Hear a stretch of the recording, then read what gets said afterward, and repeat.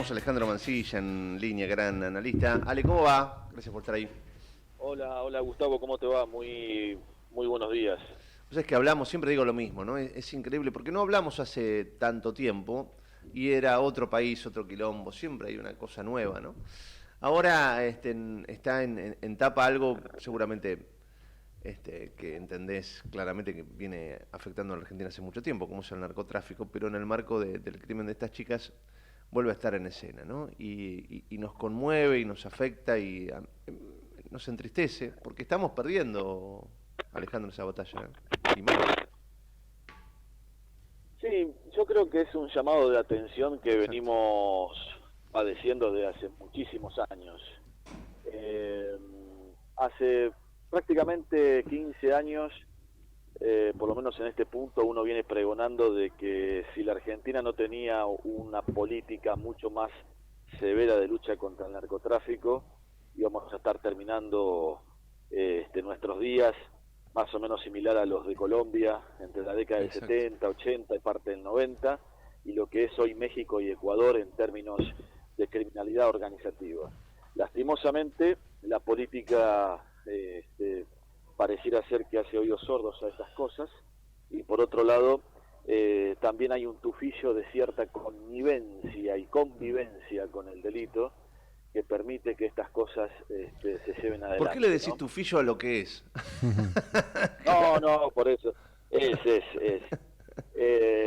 Lo que pasa es que uno a veces tiene que utilizar las cuestiones diplomáticas para Diplomático. poder Vos sabés que me decía dar lo que un hace, amigo que vive pero en un barrio complicado, ¿no? Difícil, como tantos otros. Y hablaba para ver cómo estaba y bueno, para que me contara justamente eso, ¿no? Cómo se vive en zonas donde yo sé, él me lo ha dicho varias veces, donde el narco. Me dice, ¿sabes lo que pasa, Gus? Acá el jueves viene el jefe de la brigada antinarcótico con dos pibes de mano en una camioneta, eso es lo que bajan la merca y se la dan al puntero. Me dice, ¿cómo cree que hablemos? totalmente, es así. ¿Viste? Esto se Entonces, claro. visualiza totalmente. ¿Qué El querés? problema de la connivencia, claro, el problema de la connivencia de la fuerza policial con el delito organizado y en este caso con la venta de estupefacientes viene de casi mediados de los 80, ¿no? Estamos hablando en provincia de Buenos Aires de la época de que Cafiero era gobernador. Ahí Sí, comenzó un poco todo este mecanismo, nada más que en ese momento la droga era de tránsito y de consumo dentro de las familias de clase media, media alta, pero después en los 90 eso se amplió, principalmente en los barrios populares, y da la casualidad que se amplió cuando comenzó a deambular por la Argentina ciertos personajes medios funestos de la historia criminal internacional, en el caso eh, por ejemplo, de la esposa de Escobar Gaviria, ¿no? sí, Que ¿te cuando acordás? fue Mira vos. asesinado vino a la Argentina y, oh casualidad, en ese momento, año 93, 94, la expansión del narcotráfico se hizo mucho más notoria en los barrios populares. Eh, Después, claramente, esto da lugar a que comenzaran a desarrollarse otro tipo de conexos que siempre estuvieron en la historia nacional, ¿no? El tema de la prostitución, del juego clandestino, bueno, Sí. esos ya eran delitos que venían de fines del siglo XIX, principios del Esas XX. cajas de la comisaría local, ¿viste? Claro, o sea, era un Esas poco cajas chicas. Sí. el comisario de antaño, era el tipo que ponía el jefe del partido conservador de un distrito, para que después le hiciera caja para justamente llevar adelante sus campañas políticas, ¿no? O sea, esto viene de vieja data y de vieja escuela. Eh, y parece ser que más allá de las connotaciones históricas, pero los comisarios siguen siendo como cuasi elegidos por la política, Totalmente. de la misma manera que eran elegidos allá por fines del siglo XIX y principios del XX para manejar cajas. Viste que te dice Entonces, que hay comisarías que tienen un precio. Para ser comisario tenés que pagar. totalmente, totalmente. Bueno, esto Bondarenko, por ejemplo, lo conoce muy bien, el que es elegido, electo ahora diputado provincial por la Libertad Avanza, porque acá, ¿sabés qué pasa, Gustavo? Que también estamos medios cansados de que aparezcan los Patti de la vida, Exacto. Los Mario Naldi de la vida, Exacto. Pues ya lo eh, vivimos, que, sí, se, claro. que se hacen los Rambo para tratar de buscar el voto de una parte de la sociedad, Bernie, pero en el entre fondo otros, ¿no? Bernie, claro, y en el fondo son parte del mismo sistema corrupto.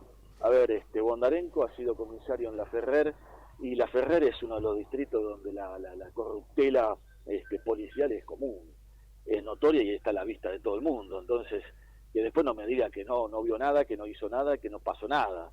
Entonces, hay cosas que pasan y que no se pueden obviar.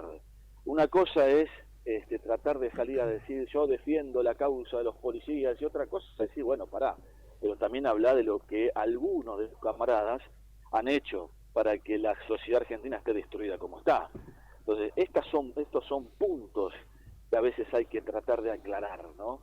Entonces, también hay otras cuestiones que tienen que ver con la ignorancia un poco de la sociedad en términos, como siempre te lo he mencionado, en términos de adquirir cultura política, ¿no? Porque cuando una sociedad tiene cultura política, de alguna manera deja de votar a este tipo de personajes que siguen dañando la sensibilidad de un Estado.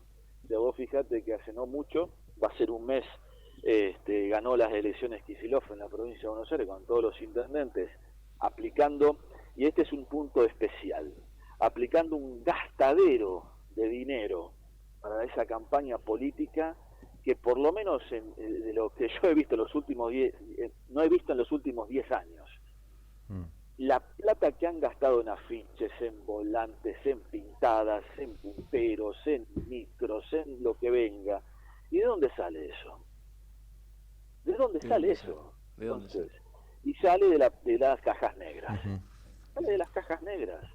Entonces, y después pasa esto, a las semanas pasa este triple crimen aberrante, y entonces para tratar de ocultar el crimen aberrante se utiliza una parte de esas cajas negras para que se movilice el trotskismo con ciertos sectores de la izquierda, la capital federal, desviando la atención del crimen. Desviando la atención del crimen. Alejandro. Entonces, sí. Sí, no, decime, perdón. ¿Cómo? Sí. No, perdón, pero esto también hay que mencionarlo, porque se utiliza parte de esa caja negra para decir, che, vayan y distraigan la atención. Claro. Hagan una marcha, digan que esto fue un femicidio, que el crimen narco no existe. Entonces, eso es lo que quieren tapar ahora, con la misma plata negra que reciben para las campañas políticas. Alejandro, ahora sí, ¿cómo te va? Raúl Vázquez de este lado, un placer, como siempre. Vos sabés que te escuchaba y estamos, digo yo, asistiendo claramente a la victoria del crimen organizado sobre un país desorganizado, ¿no? De alguna manera, tal vez esto ayuda a resumir. Y me quedaba pensando en que, lamentablemente, asistimos a muchos, políticos, por ponerle un nombre, que dicen de todo contra este flagelo, pero no dicen nada a la larga, ¿viste? Se llena de palabras, ¿viste? Como esas nubes de palabras que plantean muchas de las redes digitales y muchos medios, donde se dicen un montón de cosas, pero ninguna tiene sentido asertivo, digo, ninguna son cosas para hacer y empezar por lo menos a resolver. Y ahí es donde viene mi pregunta, ¿estamos dormidos, acostumbrados, resignados o qué? Porque la política sigue por su lado proponiendo cosas bien lejanas a estas, ¿no? Yo creo que estamos preocupados por otros asuntos que son lógicamente de principal también prioridad en la vida de los argentinos, que es la inflación, que es justamente la inseguridad. Claro, pero la miseria es caldo de cultivo para el narco. Que es la cuestión, claro, que es la cuestión económica más que nada, ¿no? O sea, de hace 30 años que el argentino viene pensando en la cuestión económica, porque justamente la cuestión económica no se ha resuelto en profundidad. Entonces, cuando vos tenés una población que, por ejemplo, no digo que haya pleno empleo, pero por lo menos que haya empleo, que pueda ser ampliado hacia la sociedad, que la gente pueda salir a buscar un trabajo y diga, bueno, encontré trabajo, que es un trabajo registrado, con salarios en blanco, con salarios buenos, además, ¿no? Cuando se resuelva ese punto que es importantísimo para la dignidad e integridad del ser humano, ahí creo que la sociedad va a comenzar a ver otro tipo de problemas. Pero mientras esté sobreviviendo y no ser una persona suficiente, sino el argentino es un ser sobreviviente, no es un ser suficiente, entonces en la sobrevivencia se hace cualquier cosa. Entonces, Un argentino de bien puede caer en el mal porque por la necesidad lo hace. Un argentino de bien puede caer en el mal porque la necesidad lo hace caer en ese mal. Exacto. Exacto. Entonces, por eso, viste, Estado digo, no... discúlpame que te meta la cuchara ahí, pero hay tanta estigmatización social, viste, cuando leo por redes, muchos me lo escriben. Yo lo que digo es, una nena de 15 años no es prostituta, sino que la prostituyen y es víctima de trata. Exacto. Por más que la escuches a la nena decir que le gusta hacerlo, porque la llevaron a esa situación y la convencieron, pero es una nena de 15 años. Una mamá de 20 años que está en la prostitución, muchísimas veces, en la mayoría de los casos, te lo aseguro, no está ahí porque quiere, sino porque no le queda otra. Tiene una beba, le tiene que dar de comer, tiene que dormir en algún lado, y entonces entra en ese mundo. Entonces, estigmatizar es jodido, ¿no? Hay que estar en ese mundo para saber qué horrible que es. La estigmatización claramente es parte también de la idiosincrasia argentina. ¿No? Siempre está, como yo digo, ¿no? Y perdón por mi vocabulario, pero la copetudez que amplía la pelotudez. Exacto, es hermoso, ¿no? Claro, es así. Siempre genera este tipo de críticas hacia el sector más vulnerable de la sociedad. A ver, vos fijate, Gustavo, hay una realidad que no se ve.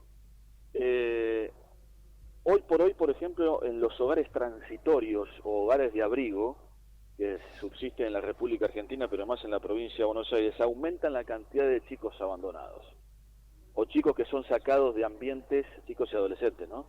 Sacados de ambientes violentos y que van a parar a un hogar convivencial o de abrigo con otros chicos, ¿no? Y que no es la solución tampoco. Y hay poca política también de lograr establecer, por ejemplo, una mejor manera de adoptar chicos.